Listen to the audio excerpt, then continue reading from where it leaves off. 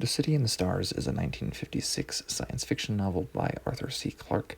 It is only the second novel I've read by Clarke, the first being Childhood's End, 2 or 3 years ago. I did review it on this channel, though. This one is a rewrite of Clarke's first novel, actually, from 1948, Against the Fall of Night, which, I haven't read. Diaspora is a city 2.5 billion years in the future. The oceans have dried up, and the people of the city think they are the only humans left on Earth. But the city is enclosed, and no one has left in memory. They only live in dreams, or Alvin does, who doesn't remember any past lives at all.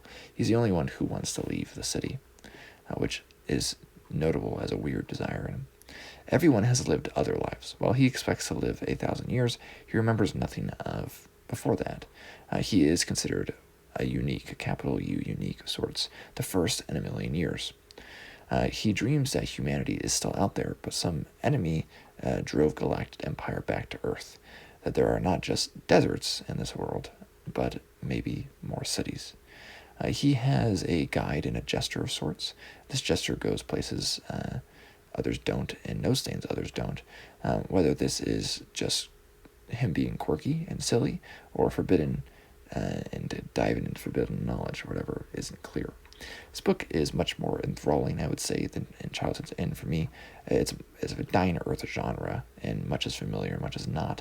And the ideas of technology is also much more interesting. I mean, this people living several lives through like technology and then being 2.5 billion years in the future is very fun things for me to think about, while Childhood's End is very straightforward in many senses, while that was still enjoyable. And though I haven't read it yet, it sounds somewhat familiar, actually, The Nightland by William Hope Hodgson, from what I have understood about that. Here there is a contrast, so there's decadent humanity versus a more romantic humanity in tune with nature and beauty.